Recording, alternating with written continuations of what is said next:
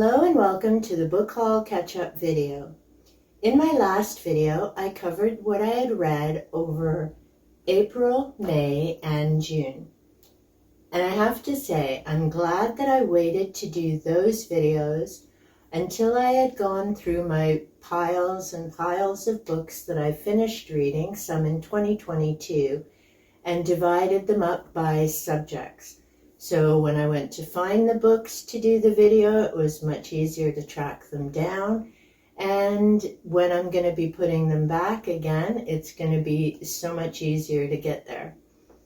If you've watched my video from the January to March summary, you saw in the beginning how I was trying to find different things and information.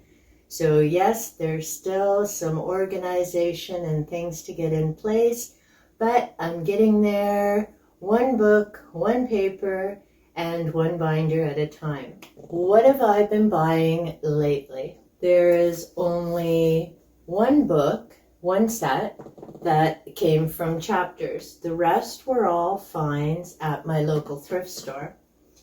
So the one I have from Chapters is The Modern Palm Reader. It's a guidebook and deck for contemporary palmistry. I decided to pick this up, and no, I don't intend to do palm reading other than checking out my own. I picked this up because years ago I finished a course on parapsychology, and one of the subjects covered in that study was palmistry. So I like to check out again what different people say, and I still have my textbook from that course. It's one of the idiot guides on palmistry. This particular author, who is Johnny Fincham, I'm curious to see what he has to say about palmistry and what the different lines and signs mean compared to the book that I used in my course of study. I spoke about The Seat of the Soul, which was one of my thrift store finds, but I talked about that in my last video. Tom Harper, I've read some of his other books. This is Recovering the Lost Light, The Pagan Christ, and Tom Harper is an Anglican minister, I believe. Here we go. Tom Harper, columnist for the Toronto Star, Rhodes Scholar and former Anglican priest and professor of Greek and New Testament at the University of Toronto, is an internationally renowned writer on religious and ethical issues. I believe that I have read one of his other works. I'm always fascinated when I come across Canadian authors, and I'll talk more about that as I cover each of the books. Tom Harper is a Canadian, few hours away from where I reside. I read this book not long after I picked it up at the thrift store. I have to say, I enjoyed it. I was quite interested in the points that he had made. He's correct when he goes through this. It will definitely not be popular with some people. To me, it made a lot of sense. And again, I'll be interested, as I do have a copy of the Bible now. So as I go through pulling my information together from the other reading and research, adding this into it and going through the Bible, I'm very curious to see how this is all going to play out. But I have to say, had I read this first, I potentially may not have read at least 20 to 30 other books. But again, it's all about connections and timing. I enjoyed the read. I'll definitely be talking more about this book in an upcoming video. Then we have Carolyn Miss. I've got one of her books on archetypes. I had another one of her books years ago. Actually, I think it was called Soul Contracts, but it doesn't mention it here. That book really didn't speak to me. Archetypes, there's some interesting stuff in there. This title caught my interest though, Why People Don't Heal and How They Can. So I'm hoping that there's some interesting information in here. Another chakra photo, so that'll connect in with so many of my other readings. And this is on my TBR. I mentioned that I had a John Edward book. I used to watch his show years ago when we had cable. I haven't had cable in 15 plus years, but I do remember watching him on Crossing Over. This is the stories behind the stories, includes a brand new chapter in which John Edward shares his experience with two families whose lives have been forever changed due to the tragic events of September 11th, 2001.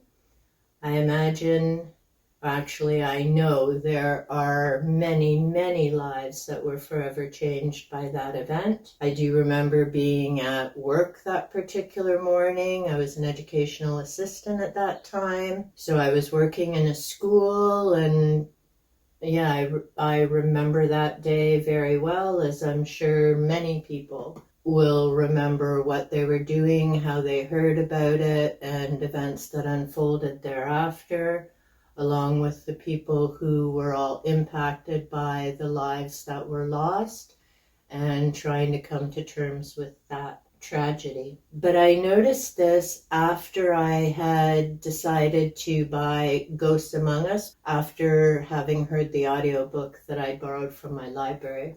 So I'm curious to see what this book is about and his descriptions. Now, I separated that because these three books I've all owned before. So like the Celestine Vision, when I had them, I thought I'd gotten what I'd needed out of them, so I had donated them years ago. As I've been reading about Pythagoras and numerology and all those connections, I saw this title when I was at my local thrift store several weeks ago, and I decided maybe it's time to revisit this. Anyone who knows me knows math is definitely not my thing. I can do the basics, I can keep track of my checking account, etc. But beyond that, formulas and all of that stuff, it's just not my thing. But I'm going to give this book another try because I figure there's a reason it caught my eye. So this is Numerology and the Divine Triangle. And like I say, as I've been going through the books, it keeps coming up to Pythagoras. I know there's a certain name I'm trying to think of, and it's not hitting me right now. Some of the points here, in part one, we've got the life of Edgar Cayce, America's most famous psychic, as a case study for numerology in action. That'll be an interesting read. Number symbology in the Old and New Testaments. So again, I'll be referring back to that. And as I did mention, I have a diploma in parapsychology. Numerology was, again, one of the things that came up along in that course of study, along with palmistry and dowsing and astrology. So it'll be interesting to see how this book connects to the numerology book that I used in that course of study. Thomas Moore is an author I've read a couple of times. I've read Care of the Soul, a guide for cultivating depth and sacredness in everyday life. And when I'm looking for books, whether it's about a positive frame of mind, making changes in your life, I like things that you can incorporate every day. Because to me, whether you call it religion or spirituality, it's about what you do every single day and how do you stay mindful and in that positive place, and sharing that with the other people you come in contact with, and just sharing that with the earth in general, whether that's with your plants or with the animals, birds that are around you, etc. So I need to revisit this book because, again, there's a reason it caught my attention. And like I say, I had read it in the past. There were obviously some things from there, but I need to revisit it again. And the last book from my different thrift store shops, so I don't have the dates with them, these were 2 different trips. Way of the Peaceful Warrior, a book that changes lives. This is by Dan Millman, and I really did enjoy reading this when I first came across it. It's much like it's a parable, and I very much enjoy those. That's much of what Paulo Coelho's books are, parables, talking about events and the life lessons, same with Celestine Prophecy. So I'm very much parables speak and stick with me. And in this case, the character meets another character known as Socrates, and it goes through the different experiences. I like the idea of being peaceful, so you're not trying to force your views on other people. You're not even necessarily talking to other people about your views. You're going about your life, you're living your beliefs and leading by example. In other words, if people notice that you're living a joyful, blissful life, if they ask you about it, you're certainly free to discuss it if you wish. I'm a firm believer in leading by example. In other words, walk your talk.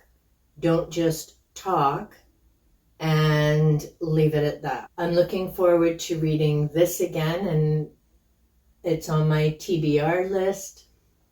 Like I say, I had a plan to get back to my different energy books, the Reiki. There's a Qigong book that has been waiting for me to read it. I want to get into reading Ayurvedic.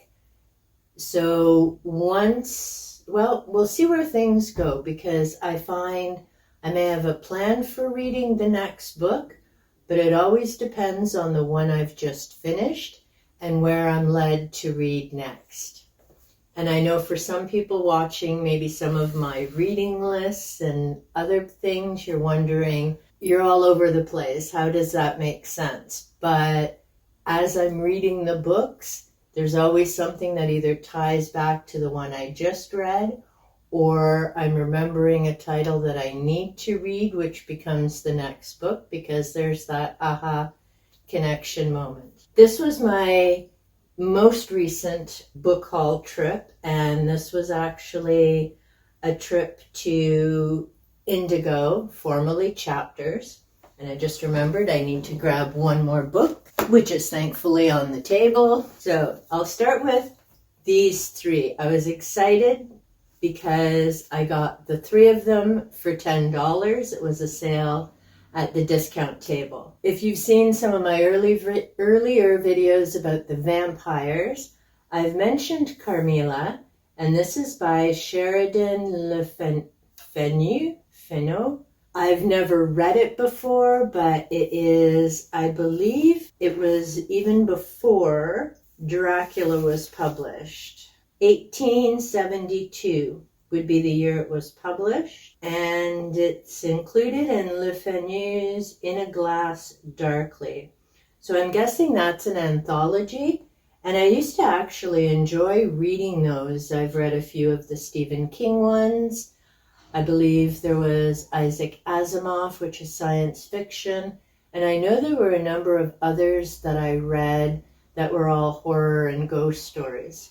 Voices from the Vault, which I've done a video on, is also that type of collection, different short stories. So this was before Dracula. I'm pretty sure it's after 1873. I need to double check. It's a nice short read, and I definitely enjoy that. I find, quite frankly, the older authors may not have written the 400 to 600 page books that are quite common now. The older authors definitely keep you going.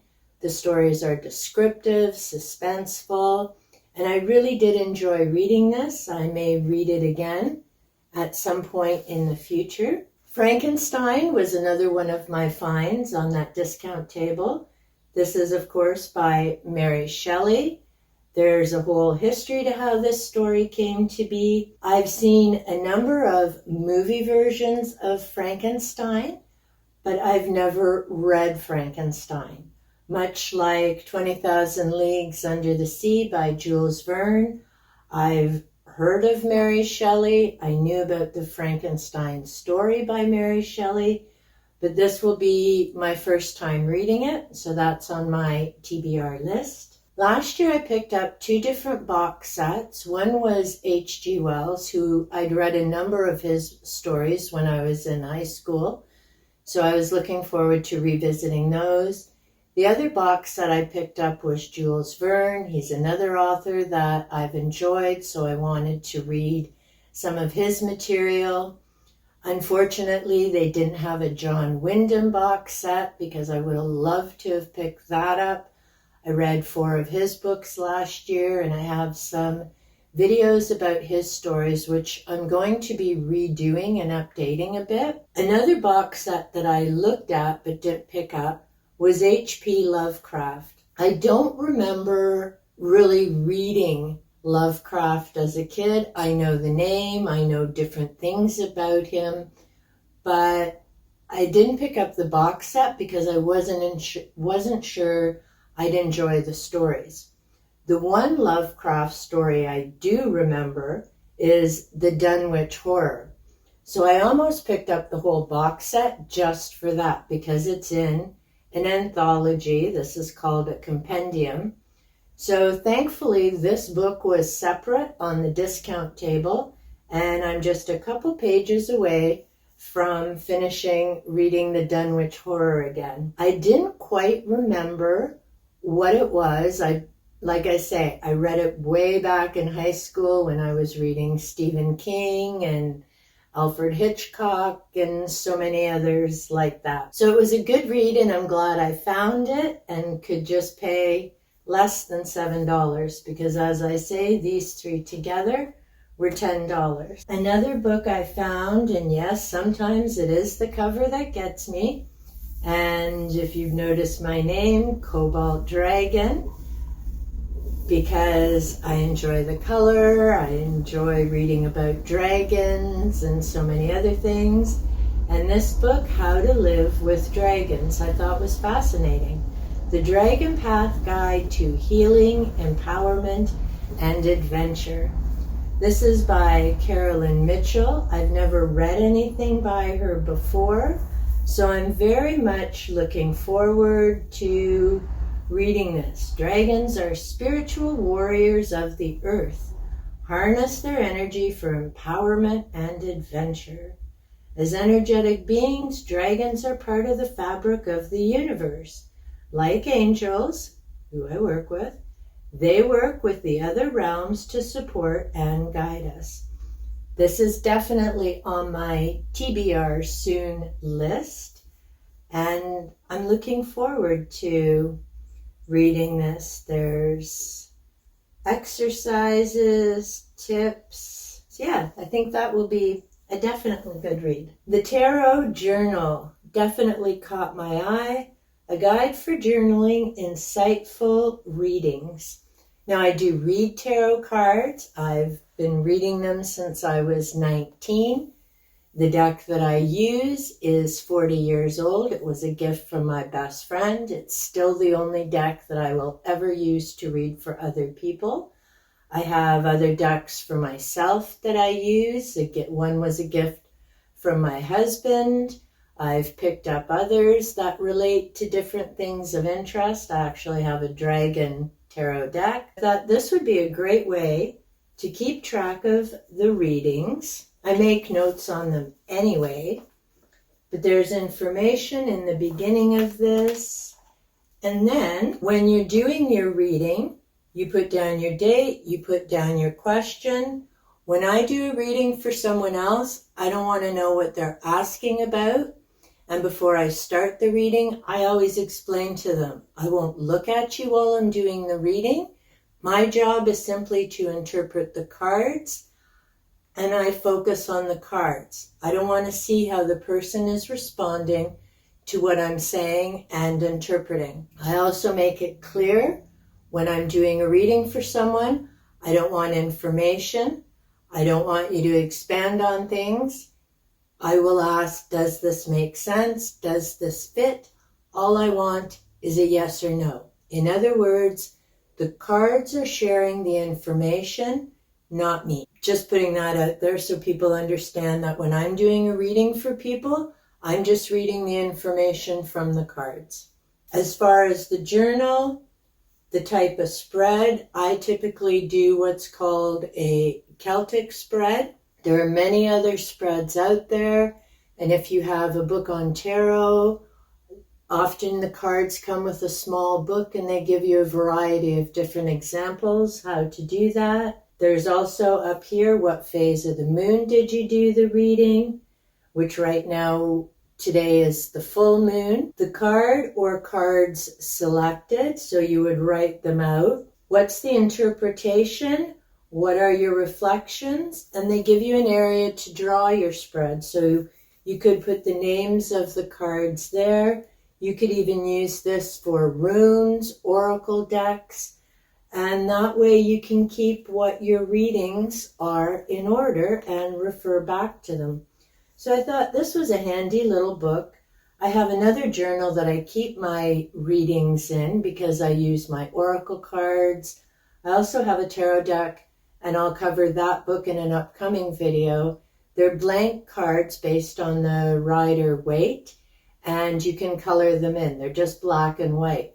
And to be honest, I like the black and white because you focus more on the symbols of what's going on in the card. So I may or may not color them in.